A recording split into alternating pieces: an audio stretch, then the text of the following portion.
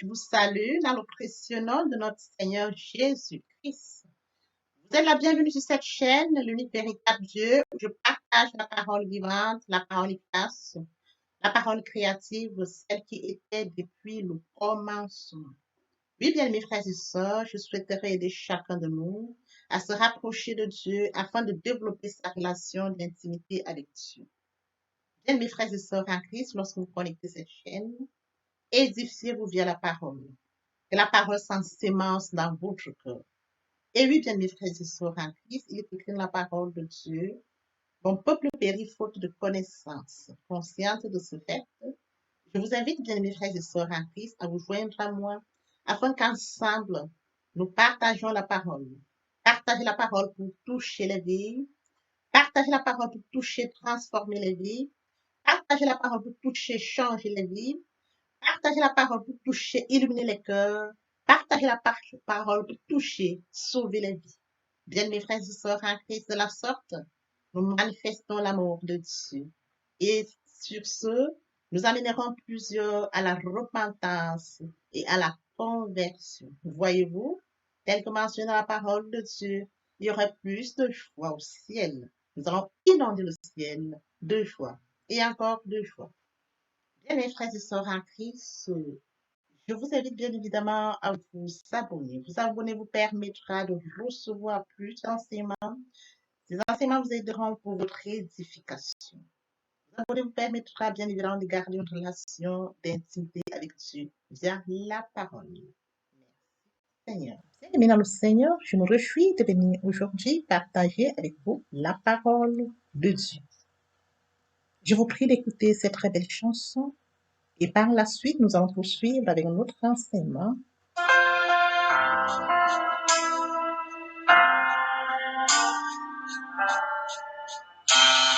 Ne crains rien, je t'aime, je suis avec toi.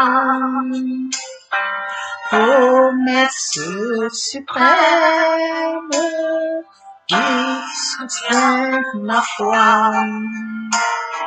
La sombre vallée n'a plus de terreur. L'âme consolée,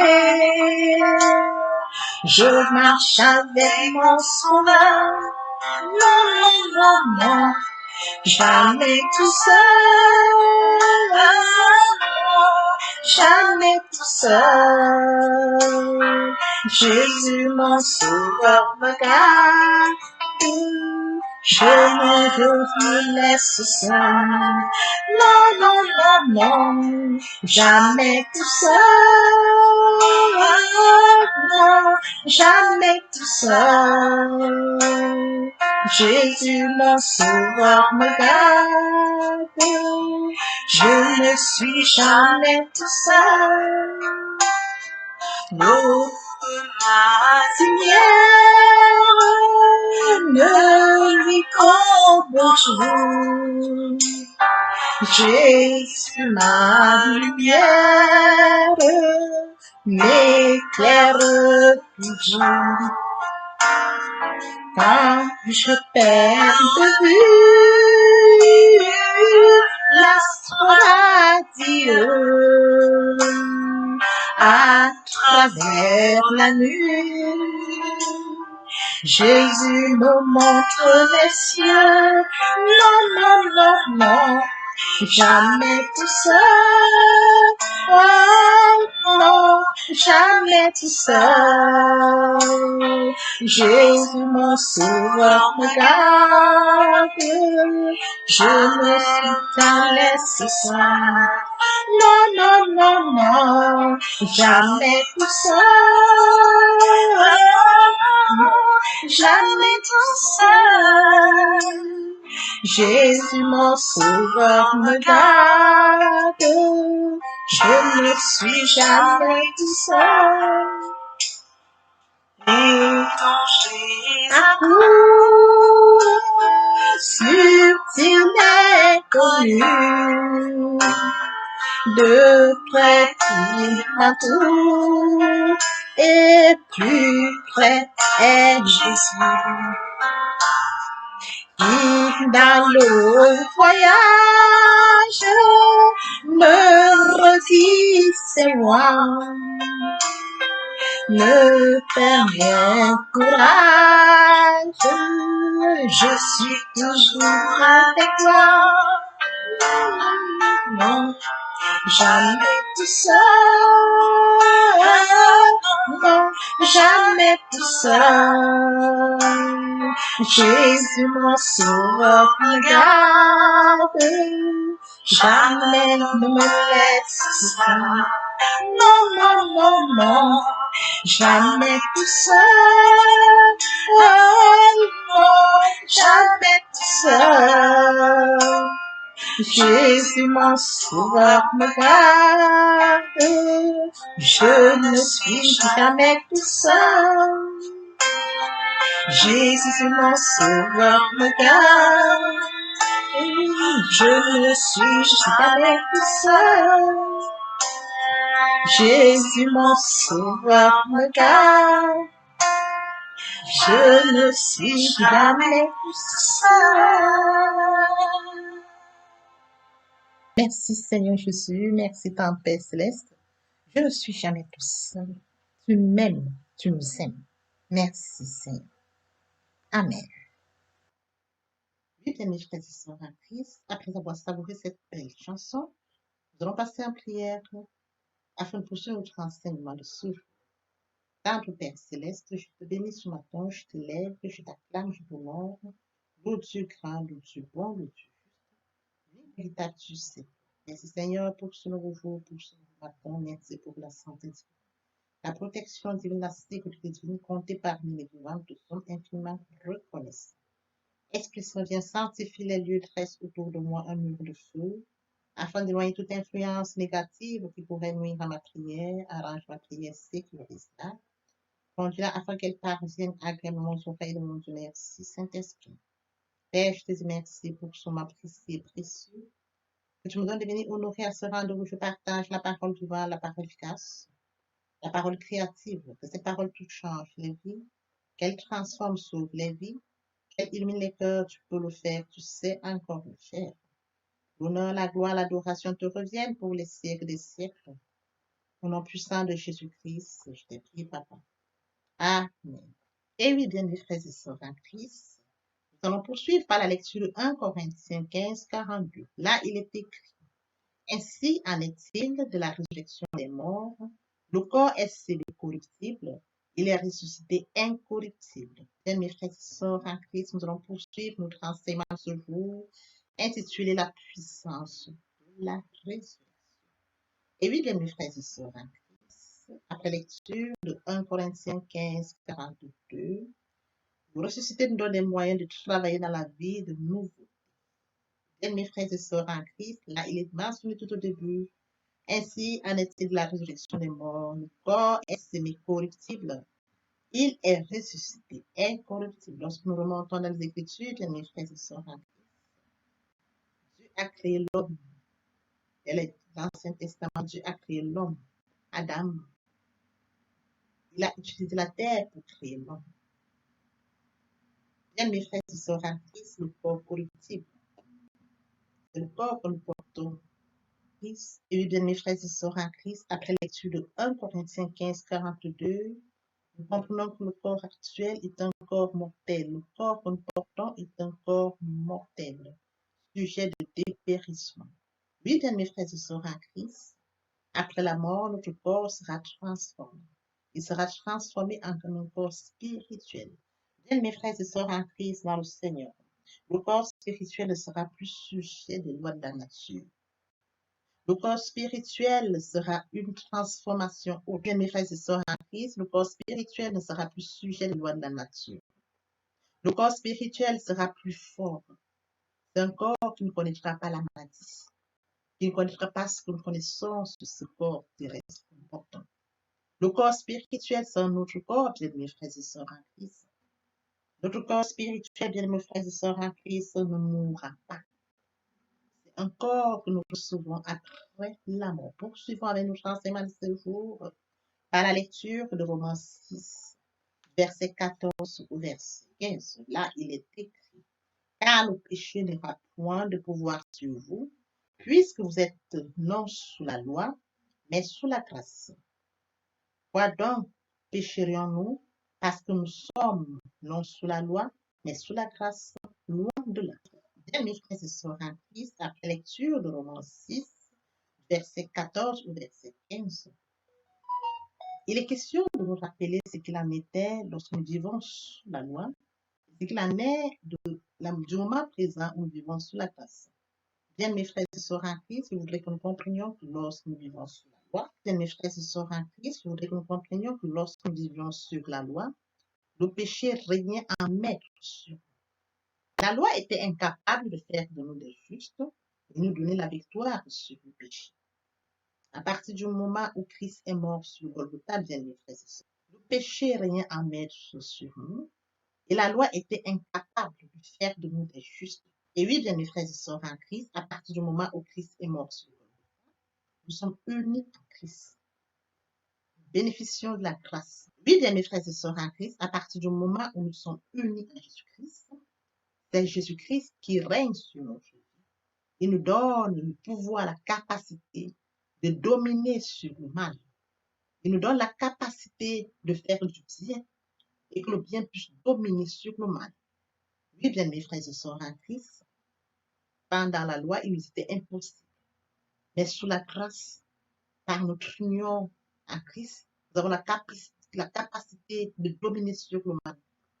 Nous avons la capacité de faire du bien. Nous avons cette capacité parce que Christ nous l'a accordé sur la croix de Golgotha. Par la lecture de Galates 2, verset 20, là, il est écrit, j'ai été crucifié avec Christ, et si je vis, ce n'est plus moi qui vis, c'est Christ qui vit en moi. Si je vis maintenant dans la chair, je vis dans la foi au Fils de Dieu, qui m'a aimé et qui s'est livré lui-même pour moi. Bien, mes frères et sœurs en Christ, après lecture de Galates 2, nous avions été crucifiés avec lui. Il est passé de la mort à la vie. Et si nous vivons, c'est Christ qui vit en nous. Et oui, bien, mes frères et sœurs en Christ, à partir du moment où nous acceptons Jésus-Christ comme Seigneur et Sauveur, c'est lui qui vit en nous.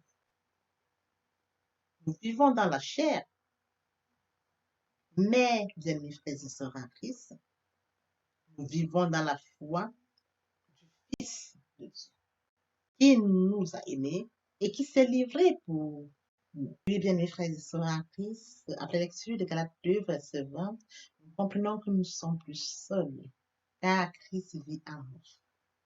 C'est écrit, bien, mes frères et sœurs en Christ. Si je vis, ce n'est plus moi qui vis, c'est Christ qui vit en moi. Christ vit en nous, c'est Christ qui vit en nous. Oui, bien, mes frères et sœurs en Christ, Christ vit en nous. Il est notre puissance. Et oui, bien, mes frères et sœurs en Christ, Christ vit en nous. Il est notre puissance. Il est notre autorité. Il est notre domination. Il est notre force. Il est notre espérance pour l'avenir. C'est écrit, bien, mes frères et sœurs, si je vis, ce n'est plus moi qui vis, c'est Christ qui vit. L'herbe sèche, la fleur tombe, mais la parole de Dieu demeure éternellement. Nous devons savoir que Christ, tel que mentionné dans Éphésiens 2:6, il nous a ressuscités ensemble. Christ est mort seul sur la croix de Golgotha. Il a payé nos peines seul sur la croix de Golgotha. Il a payé les souffrances seul sur la croix de Golgotha. Bien, mes frères et sœurs, à Christ, nous bénéficions de tout. Il a payé toutes nos peines, nos souffrances. Mais il est écrit dans Éphésiens 2:6, il nous a ressuscités ensemble. Il nous a fait asseoir ensemble dans les lieux célestes en Jésus-Christ. Quel amour! Nous n'avons pas payé. Nous n'avons pas souffert avec Christ. Nous n'avons pas été humiliés comme Christ, mais nous bénéficions. Nous asseyons ensemble dans les lieux célestes. Il faudrait que nous soyons conscients de ce fait. Elle que mentionne dans Éphésiens 2:6, il nous a ressuscités. Nous devons en être conscients. Il nous a ressuscités ensemble et nous a fait asseoir dans les lieux célestes en Jésus-Christ. Oui, bien mes frères et sœurs en Christ, nous le savons aujourd'hui, nous le lisons dans Éphésiens 2, 6. Et je voudrais bien évidemment, bien mes frères et sœurs en Christ, que nous puissions partager cela. Partager cela avec ceux qui sont loin de Christ. Partager cela qui n'ont pas conscience de ce qui est écrit, mentionné dans Éphésiens 2, 6. Lorsque nous partageons la parole, bien mes frères et sœurs, la parole touche les âmes, les créatures faites de Dieu. Toutes ces créatures qui sont loin de Dieu, éloignées de Dieu, loin de leur destinée. Bien mes frères et sœurs, Dieu nous a accordé cette grâce. Nous sommes restés ensemble avec lui. Il nous a fait asseoir ensemble dans le céleste en Christ. Nous avons connaissance de cela parce que nous avons accepté Jésus comme Seigneur, parce que nous nous attachons à la parole, parce que nous lisons la parole. Et ceux de nos frères qui sont loin, eux de même bénéficient de ça, mais n'ont pas conscience. Je vous prie bien, mes frères et sœurs, que nous partagions la parole. Nous partageons afin de toucher les esprits égarés, afin de ramener les esprits égarés, afin qu'ils puissent se joindre à nous et qu'ils puissent comprendre, bien, mes frères et sœurs, l'amour, la grâce que Dieu nous accorde à tous. Parce que loin, ils n'ont pas connaissance. Si nous partageons, nous allons les toucher. Nous allons captiver les esprits. Ils reviendront sur nos chemins. Nous étions loin, nous étions comme eux, égarés comme eux, perdus comme eux. La grâce de Dieu nous a ramenés. Pensons à cela. Comme eux, nous étions égarés comme eux, perdus comme eux. Aujourd'hui, bien mes frères et sœurs, nous savons que Éphésiens 2, 6, nous, il y est mentionné, nous, il nous a ressuscités. Il nous a ressuscités ensemble. Nous connaissons qui avions lu, bien évidemment eux, mais ils n'ont aucune connaissance de ça. Il est écrit, mon peuple périt faute de connaissance. Ils n'ont pas de connaissance. Ils n'ont aucune idée de ce qui est écrit. Je vous prie bien, mes frères et sœurs, partageons. Partageons pour ramener les âmes. Partageons pour que les âmes reviennent à Christ. Partageons pour que les âmes viennent accepter Jésus comme Seigneur et Sauveur. Manifestons l'amour de Dieu en partageant. De la sorte, bien, mes frères et sœurs en Christ, tu aimeras l'Éternel, ton Dieu, de tout ton cœur, de toute ton âme et de toute ta pensée. C'est le plus grand commandement. Et voici le second qui lui est semblable. Tu aimeras ton prochain comme toi-même. J'aime mon prochain, je partage. Joignez-vous à moi, partageons, afin que nos prochains, nos frères, nos sœurs éloignés reviennent sur la reviennent vers Dieu, reviennent à la source, reviennent au Père. Oui, bien mes frères et sœurs en Christ. De la sorte, nous allons manifester l'amour tel que mentionné dans Matthieu 22, 36, 39. Papa, je t'aime, papa, je t'aime, oh. Papa, je t'aime, tu es mon papa. Papa, je t'aime, papa, je t'aime, oh. Papa, je t'aime, tu es mon. Bien, mes frères et sœurs, et mon Dieu, et mon Dieu, et mon Dieu. Qui pourrait me séparer de l'amour de Dieu?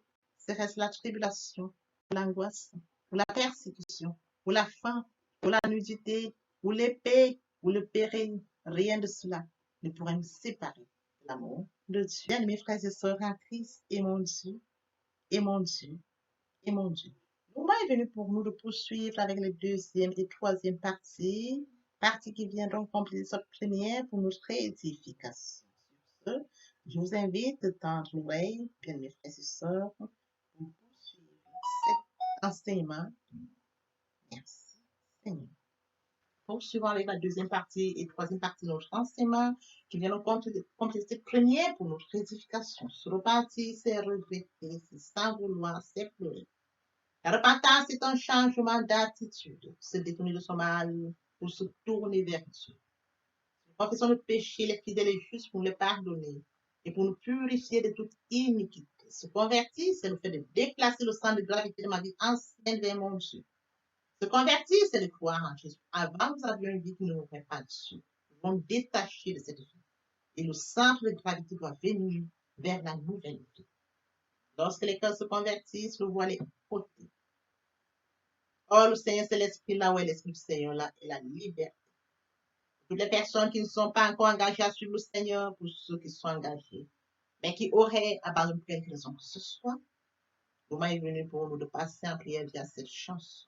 Je m'approche de toi, Seigneur Jésus, je m'approche de toi, source de vie, source de vie, source de vie, mon sauveur béni. Source de vie, source de vie, source de vie, mon sauveur béni. Contemplez-moi sans que j'existe. Je m'engage dès ce jour à venir vers toi. Je sais que je suis pécheur. Je viens à toi vers ce jour.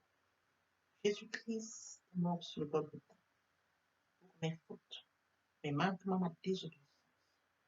Père, je viens ce jour en signe de reconnaissance. Accepter Jésus-Christ comme Seigneur et Sauveur. Oui, Seigneur, je te dis merci pour le plat. Merci, Seigneur, pour avoir sauvé mon âme. Merci, Seigneur, pour cette grâce que tu m'as accordée. Merci, Père. Amen. Notre Père Céleste, merci pour les âmes précieuses. Merci pour l'engagement de ces âmes. Laisse tout entre tes mains, le Dieu qui conduit, qui guide, le Dieu qui veille.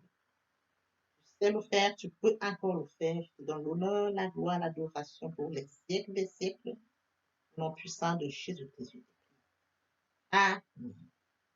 Bien, mes frères et sœurs, après s'être sincèrement repenti et converti, il faut y rester, il faut y demeurer.